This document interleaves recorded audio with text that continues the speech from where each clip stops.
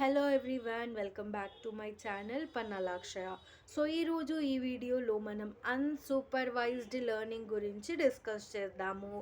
And types of agents గురించి and problem solving గురించి, problem searching గురించి, అండ్ ఈ డీప్ లెర్నింగ్ అంటే ఏంటి అండ్ రీఇన్ఫోర్స్మెంట్స్ గురించి నేర్చుకుందాము. ఓకే, ఈరోజు వీడియో కొంచెం లెంత్ ఎక్కువ అవుతుంది బికాజ్ నేను ఒక 2 to 3 4 టాపిక్స్ అలా ఈ వీడియోలో కవర్ చేస్తున్నాను కాబట్టి. సో ఫస్ట్ వన్ వచ్చేసి అన్సూపర్వైజ్డ్ లెర్నింగ్. ఈ అన్సూపర్వైజ్డ్ లెర్నింగ్ అంటే ఏంటి అంటే ఒక చిన్న బేబీకి ఒక కలర్స్ ఇస్తే, కలర్ బాల్స్ ఇస్తే వాళ్ళకి చెప్తాం ఇట్లా మనం, రెడ్ బాల్స్ అన్నీ ఒక దగ్గర పెట్టండి, ఎల్లో బాల్స్ అన్నీ ఒక దగ్గర, గ్రీన్ బాల్స్ అన్నీ ఒక దగ్గర పెట్టండి అని చెప్తే అవి వాళ్ళు నేర్చుకుంటారు కదా. సేమ్ మెషిన్ కూడా నువ్వు అన్ని డేటాస్, ఫర్ ఎగ్జాంపుల్ ఈ అన్ని డేటాస్, ఫర్ ఎగ్జాంపుల్ ఇవి డేటాస్ అనుకోండి. ఓకే, మీకు కనిపిస్తుందా? సో ఎల్లో కలర్లో ఉన్నాయన్నీ ఒక సైడ్ చేస్తుంది, ఒక గ్రూప్లో చేస్తుంది. ఆరెంజ్ అన్నీ ఒక గ్రూప్లో చేస్తుంది, గ్రీన్ అన్నీ ఒక గ్రూప్లో చేస్తుంది. ఈ విధంగా అన్ని గ్రూప్స్గా చేసి, ఇలా గ్రూప్స్గా చేసేసి మనకి అది మెషిన్ అనేది అలా నేర్చుకుంటుంది. సేమ్ బేబీ కూడా, ఒక చిన్న బేబీ కూడా అలానే నేర్చుకుంటారని చెప్పా కదా.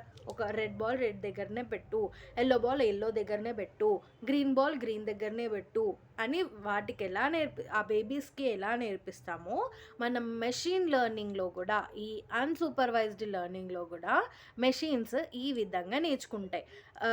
గ్రీన్ అన్నీ ఒక దగ్గర, రెడ్ అన్నీ ఒక దగ్గర, ఆరెంజ్ అన్నీ ఒక దగ్గర, అండ్ ఎల్లో కలర్ అన్నీ ఒక గ్రూప్ వైజ్గా చేసుకొని డిఫరెంట్గా పెట్టేసి నేర్చుకుంటాయి అన్నమాట. సో ఇది అన్సూపర్వైజ్డ్ లెర్నింగ్. సో ఇక్కడ ఆల్గరిథమ్స్ ఎలా ఉంటాయంటే హైరారిచికల్, ఒక ట్రీ లైక్ స్ట్రక్చర్లో ఉంటుందన్నమాట. ఓకే, రెడ్ కలర్లో ఉంది, ఇది టమాటో అయినా కావచ్చు, చెర్రీ అయినా కావచ్చు, it is red colour, so it will go for one group అని చెప్పి ఇలా హైరారిచికల్ వేలో వెళ్ళిపోతుందన్నమాట. నెక్స్ట్ వచ్చేసి రీఇన్ఫోర్స్మెంట్ గురించి నేర్చుకుందాం. ఇది చాలా చిన్న టాపికే కానీ ఇంపార్టెంట్. ఓకే, ఈ రీఇన్ఫోర్స్మెంట్ ఏంటి అంటే మెషిన్ అనేది, ఫర్ ఎగ్జాంపుల్ మనమే తీసుకుందాం. మనం ఒక ఎగ్జామ్ని మంచిగా రాసినాం అనుకుంటే మనకి పాజిటివ్ ఫీడ్బ్యాక్స్ అనేటివి వస్తాయి కదా. ఈ పాజిటివ్ ఫీడ్బ్యాక్స్ వచ్చినప్పుడు మనం ఏం చేస్తాము, ఓకే పాజిటివ్ ఇంకా ఇంప్రూవ్ అవ్వాలి అనుకుంటాం. అదే నెగిటివ్ ఫీడ్బ్యాక్స్ వచ్చినప్పుడు ఓకే నెగిటివ్ వస్తుంది, ఎక్కడ మిస్టేక్ అవుతుంది అనేది మనకి వస్తుంది కదా. సో ఆ నెగిటివ్ ఎక్కడ ఉంది, ఆ మిస్టేక్ ఎక్కడ జరుగుతుంది అనేది తెలుసుకొని పాజిటివ్ ఫీడ్బ్యాక్గా మారుస్తాం. సో ఇక్కడ మెషిన్ లెర్నింగ్ కూడా అలానే అన్నమాట. సో ఇది ఫీడ్బ్యాక్స్ అన్నీ కలెక్ట్ చేసుకొని ఫర్ ఎగ్జాంపుల్ ఒక చెస్ గేమ్ ఆడుతున్నప్పుడు నెగిటివ్ మూమెంట్ ఇస్తే ఓకే నెగిటివ్ మూవ్ ఇచ్చింది, పాజిటివ్ మూవ్, కరెక్ట్ మూవ్ ఇవ్వలేదు, రాంగ్ మూవ్ ఇస్తే మనం దానికి నువ్వు నెగిటివ్గా ఆడావు, అసలు అది కరెక్ట్ కాదు, తప్పు ఆడుతున్నారు మీరు అని చెప్తాం కదా. సేమ్ అవి కొన్ని పాజిటివ్స్ కొన్ని నెగిటివ్స్ అన్నీ తీసుకొని నెక్స్ట్ టైం అది ఏ మిస్టేక్ లేకుండా ఆడుతుంది అన్నమాట. సో ఈ విధంగా మెషిన్స్ అనేటివి ఫీడ్బ్యాక్స్ని కలెక్ట్ చేసుకొని దాని ద్వారా ఇంప్రూవ్ అవుతుందన్నమాట, దాని త్రూ నేర్చుకుంటాయి. ఓకే, నెక్స్ట్ వచ్చేసి డీప్ లెర్నింగ్ గురించి డిస్కస్ చేద్దాము. సో ఈ డీప్ లెర్నింగ్ అనేది మెషిన్ లెర్నింగ్లో ఒక part. Okay, it is a branch of machine learning. ఇక్కడ మనం న్యూరల్ నెట్వర్క్స్తోని డీప్ లెర్నింగ్ అనేది నేర్చుకుంటాము. ఓకే, సో ఈ డీప్ న్యూరల్ నెట్వర్క్ అనేది ఒక పెద్ద కాన్సెప్ట్. ఆ కాన్సెప్ట్ మీకు చెప్పాలి అంటే మీరు కమెంట్ బాక్స్లో ఓట్ ఫర్ న్యూరల్ నెట్వర్క్స్ లేదా న్యూరల్ నెట్వర్క్స్ అని టైప్ చేయండి. సో దట్ నేను ఆ కోర్స్ని కూడా తీసుకొని వస్తా. ఇట్ ఈజ్ అ అంటే అదొక టాపిక్, పెద్ద టాపిక్ అది. ఎప్పుడైనా డిస్కస్ చేద్దాం. బట్ ఏఐలో మాత్రం ఇంత నేర్చుకుంటే సరిపోతుంది. సో ఈ డీప్ లెర్నింగ్లో న్యూరల్ నెట్వర్క్స్ అనేటివి యూజ్ అవుతాయి. ఈ డీప్ లెర్నింగ్ కూడా ఒక పెద్ద కోర్స్ అనమాట. అది కూడా ఒక టైప్ ఆఫ్ కోర్స్. కానీ ఏఐ కోర్స్లో మాత్రం ఇది ఒక చిన్న బిట్ అన్నమాట. ఒక చిన్నగా నేర్చుకుంటే సరిపోతుంది. నెక్స్ట్ మనం దేని గురించి మాట్లాడదామని చెప్పాను, టైప్స్ ఆఫ్ ఏజెంట్స్ గురించి మాట్లాడుకుందాం. ఈ టైప్స్ ఆఫ్ ఏఐ ఏజెంట్స్ అనేటివి 5 టైప్స్ ఉంటాయి. ఏంటివో చూద్దాం. Simple reflex agent, model based reflex agent, goal based agent, utility based agent, learning agent. ఈ 5 టైప్స్ అనేటివి ఉన్నాయి. ఒక్కొక్కటిగా ఎక్స్ప్లెయిన్ చేద్దాం. Okay, so simple reflex agent. ఈ రిఫ్లెక్స్ అంటే ఏంటి? ఇమీడియట్గా పర్ఫామ్ చేసేటివి లేదా సైమల్టేనియస్గా ఎక్స్ప్లెయిన్ చేసేటివి, లైక్ పర్ఫామ్ చేసేటివి, యాక్షన్స్ని పర్ఫామ్ చేసేదాన్ని మనం రిఫ్లెక్స్ అంటాం. ఇన్ జనరల్గా రిఫ్లెక్స్ మీనింగ్ డిఫరెంట్గా ఉండొచ్చు, కానీ రిఫ్లెక్స్ ఈ ఏఐకి వచ్చేసరికి రిఫ్లెక్స్ అనేది ఇమీడియట్గా పర్ఫామ్ చేయడాన్ని రిఫ్లెక్ట్ అంటాము. ఓకే, నువ్వు సింపుల్ రిఫ్లెక్స్ ఏజెంట్లో ఇక్కడ మనం ఎలాంటి క్యాలిక్యులేషన్స్, దాని ప్రీవియస్ ఏమైంది, దాని పాస్ట్లో ఏమైంది, అండ్ ఇప్పుడు అది కరెంట్గా ఏం వర్క్ చేస్తుంది అనేది ఏమీ చూడదన్నమాట. డైరెక్ట్గా కరెంట్ సిచ్యువేషన్ ఓపెన్ చేసుకొని ఆ కరెంట్ సిచ్యువేషన్లో ఎలాంటి ఆల్గరిథమ్స్ని పర్ఫామ్ చేయాలో అది పర్ఫామ్ చేసి ఒక ఏజెంట్ని బిల్డ్ చేస్తుందన్నమాట. సో ఇందులో ఒక ఏజెంట్ని బిల్డ్ చేయాలి అంటే కంప్లీట్ స్ట్రక్చర్, అంటే అది స్టెప్ బై స్టెప్ ఆర్డర్, మొత్తం కంప్లీట్ నాలెడ్జ్ అనేది దానికి ఉండాలి. అప్పుడే మనం ఈ ఈ దాంట్లో ఈ సింపుల్ రిఫ్లెక్స్ ఏజెంట్లో ఒక ఏఐ ఏజెంట్ని రిఫ్లెక్ట్ చేయగలుగుతాం. Are you clear in simple reflex agent? Next move to model based reflect agents. ఇక్కడ కూడా రిఫ్లెక్స్ అని వచ్చింది, same meaning again. So model అంటే నాలెడ్జ్ బేస్ అన్నమాట. సో ఇక్కడ నాలెడ్జ్ ద్వారా కరెంట్ సిచ్యువేషన్ ఏమవుతుంది, ఎలా అవుతుంది, దాని కరెంట్ సిచ్యువేషన్ని ఎలా ప్రిసీవ్ చేస్తున్నాం, ఎలాంటి క్యాలిక్యులేషన్స్ పర్ఫామ్ చేస్తున్నాం అనేది ఈ మోడల్లో ఉంటుంది. అండ్ ఈ మోడల్లో ఏంటి అంటే పాస్ట్ క్యాలిక్యులేషన్స్ అన్నిటినీ తీసుకుంటుందన్నమాట.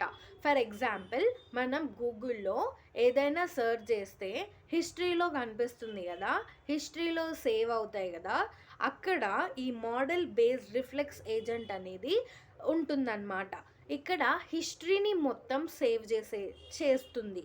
సో దీన్నే మనం మోడల్ రిఫ్లెక్స్ ఏజెంట్. ఇందులో 2 ఫ్యాక్టర్స్ ఉంటాయి. ఒకటి మోడల్ అండ్ ఇంటర్నల్ స్టేట్ అన్నమాట. ఇంటర్నల్ స్టేట్ అంటే ఏం లేదు, కరెంట్ స్టేట్ పర్ఫార్మెన్స్ చేసిన తర్వాత ఆ పర్ఫార్మెన్స్ అనేది కరెంట్ స్టేట్లో ఎలా ఉంది అనేది డిస్కస్ చేయడంని ఇంటర్నల్ స్టేట్ అని అన్నాం. నెక్స్ట్ మోడల్ అంటే ఇందాక ముందే చెప్పా, ఇట్ ఈజ్ అ నాలెడ్జ్, ఏమవుతుంది వరల్డ్లో అని చెప్పేదే మోడల్. నెక్స్ట్ మనం గోల్ బేస్డ్ ఏజెంట్ గురించి మాట్లాడదాం.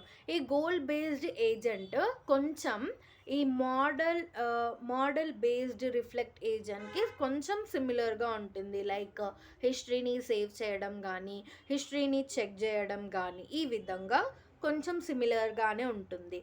కానీ ఇక్కడ గోల్ ఇన్ఫర్మేషన్ అనేది చెక్ చేస్తుంది. లైక్ ఇక్కడ గోల్ ఇన్ఫర్మేషన్ అంటే అవుట్పుట్స్ అన్నమాట. మనం ఇన్పుట్స్ ఎలా ఇచ్చాము, ఆ ఇన్పుట్స్కి అవుట్పుట్ ఎలా వస్తుంది, ఈ విధంగా ఇన్పుట్ ఇచ్చాను, తర్వాత అవుట్పుట్ ఎలా రిఫ్లెక్ట్ కావాలి అనేది ఈ గోల్ బేస్డ్ ఏజెంట్లో ఉంటుంది. నెక్స్ట్ 5th వచ్చేసి utility based agent. Utility based agent. So utility అంటే జనరల్ మీనింగ్ ఏంటి? యూసేజే కదా. సో యూటిలిటీ బేస్డ్ ఏజెంట్ అంటే ఈ యాక్షన్లో మనం ఏజెంట్స్ని ఎలా వాడుతున్నాము అనేది ఉంటుంది. అండ్ ఎలా పర్ఫామ్ చేస్తున్నాము, ఈ యాక్షన్స్ని ఎలా పర్ఫామ్ చేస్తున్నాము, ఈ మొత్తం ప్రాసెస్ అంతా ఎలా ఎక్స్ప్లెయిన్ చేస్తాము, ఎలా మెజర్ చేస్తున్నాము, ఏం మెజర్ చేయడానికి ఏ టూల్, ఏ కాంపోనెంట్ వాడతాము అంటే యూటిలిటీ మెజర్మెంట్ కాంపోనెంట్ అనేది వాడతామన్నమాట. సో దానివల్ల మనం ఎలాంటి పర్ఫార్మెన్స్ ఎలా యూజ్ చేస్తున్నాం, యూజేజ్ ఏంటి అనేది ఉంటుంది. అండ్ నెక్స్ట్ వచ్చేసి మనకి టైప్స్ ఆఫ్ ఏఐ ఏజెంట్స్ అనేటివి కంప్లీట్ అయింది. నేను నెక్స్ట్ టాపిక్ వచ్చేసి లెర్నింగ్ ఏజెంట్స్ గురించి డిస్కస్ చేద్దాము.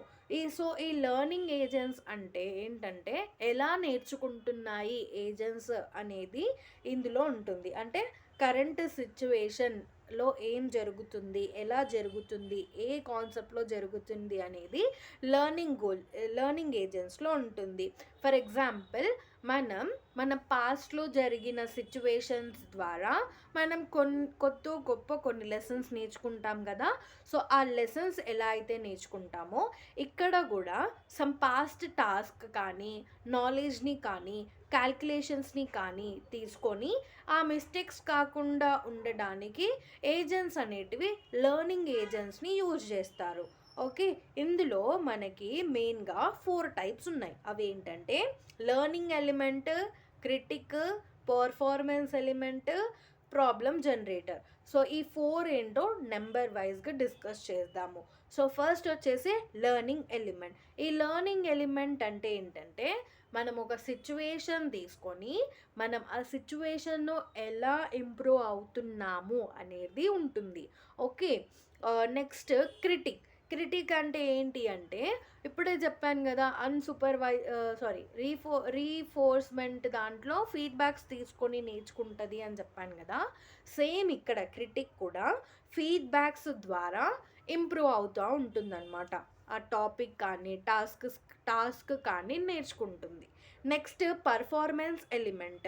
ఇక్కడ ఎక్స్టర్నల్ యాక్షన్స్ని సెలెక్ట్ చేయడానికి ఈ పర్ఫార్మెన్స్ ఎలిమెంట్ అనేది యూజ్ చేస్తాము.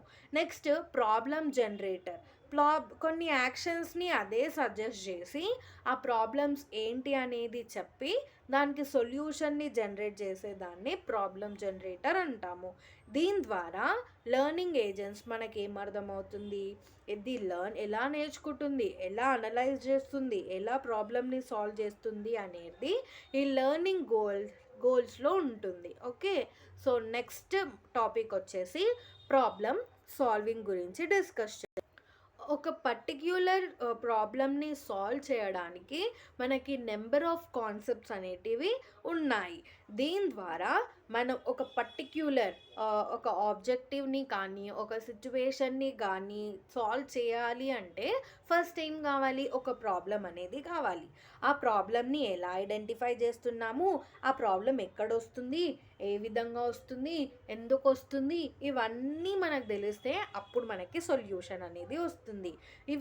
ఈ ప్రాబ్లమ్ సాల్వింగ్ ఎక్కడ ఎక్కువ యూజ్ చేస్తాము, చెస్ గేమ్లో యూజ్ చేస్తాం. ఈ మూమెంట్ ఎందుకు చేయొద్దు, ఇదే ఎందుకు చేయాలి అని ప్రాబ్లమ్స్ వస్తూ ఉంటాయన్నమాట. అవి ఎన్క్యూ ప్రాబ్లమ్ అని చెప్పి ట్రావెలింగ్ సేల్స్మెన్ ప్రాబ్లమ్స్ ఇలా వస్తాయన్నమాట. వాటర్ జాక్ ప్రాబ్లం ఇక్కడ యూజ్ అవుతాయి ఈ ప్రాబ్లమ్ సాల్వింగ్లో. నెక్స్ట్ టాపిక్ వచ్చేసి ప్రాబ్లమ్ సర్చింగ్. మనకు అసలు ప్రాబ్లం ఏడికేలో వస్తుంది రాబాయ్ అని సర్చ్ చేసేదాన్ని మనం ప్రాబ్లమ్ సర్చ్ అని అంటాం. ఓకే, నేను కొంచెం మీకు అర్థం కావడానికి ఈ లాంగ్వేజ్ వాడుతున్నా. ఓకే, నెక్స్ట్ ప్రాబ్లమ్ సర్చింగ్ అనేది మనకి టోటల్ ఇన్ఫర్మేషన్ తెలుస్తేనే కదా, ఫస్ట్ ఆ ప్రాబ్లమ్ ఇన్ఫర్మేషన్ తెలుస్తేనే కదా ఎక్కడి నుంచి ఏమవుతుంది ఏంది అనేది తెలుస్తుంది. ఫస్ట్ మన ప్రాబ్లమ్ని సర్చ్ చేయాలి అంటే ఫస్ట్ ప్రాబ్లం ఎక్కడుంది, దా ప్రాబ్లం ఏంటిది, ఆ ప్రాబ్లం ఎక్కడి నుంచి వచ్చింది, సొల్యూషన్ని ఎలా ఐడెంటిఫై చేయాలి, ఏ సొల్యూషన్ తీసుకుంటే ప్రాబ్లం సాల్వ్ అవుతుంది, అండ్ తర్వాత ఆ ఐడియాని ఎలా ఇంప్లిమెంట్ చేయాలి, అంటే ఆ సొల్యూషన్ని ఎలా ఇంప్లిమెంట్ చేయాలి ఆ ప్రాబ్లంలో అనేది మనకు తెలిస్తే ఈ ప్రాబ్లమ్ సర్చింగ్ అనేది ఈజీగా అయిపోతుంది. ప్రతి ఏఐ టూల్లో, ఏఐ ఏజెంట్లో, ఏఐ కాన్సెప్ట్లోనే ఈ ప్రాబ్లమ్ సర్చ్ అనేది ఒక కామన్ టెక్నిక్ అన్నమాట. ఫస్ట్ ఏం చేస్తాము, ప్రాబ్లమ్ని డిఫైన్ చేస్తాము, తర్వాత ప్రాబ్లం ఏంటి అనలైజ్ చేస్తాము. తర్వాత సొల్యూషన్ని ఐడెంటిఫై చేస్తాము. ఆ సొల్యూషన్ని ఐడెంటిఫై చేసినాక ఈ సొల్యూషన్ కరెక్టేనా కాదా అని చూస్ చేసుకుంటాము. తర్వాత ఇంప్లిమెంట్ చేస్తాము. ఈ విధంగా స్టెప్స్ అనేటివి ఉంటాయి. దీన్నే మనం సర్చింగ్ అంటాము. ఓకే, ఈరోజు ఈ టాపిక్స్ మీకు అర్థమయ్యాయి అనుకుంటున్నాను. Thank you for watching. Please subscribe my channel. ఈ న్యూరల్ నెట్వర్క్స్ కాన్సెప్ట్ కూడా మీకు కావాలి అనుకుంటే కమెంట్ బాక్స్లో మెన్షన్ చేయండి. లేదా డీప్ లెర్నింగ్ గురించి నేర్చుకోవాలి అంటే డీప్ లెర్నింగ్ అని చెప్పి మనకి కమెంట్ బాక్స్లో మెసేజ్ చేయండి. సో దట్ నేను ఆ కోర్స్ని కూడా లాంచ్ చేస్తాను. Okay, thank you for watching. So అన్ని వీడియోస్ చూడండి. Thank you. Bye bye.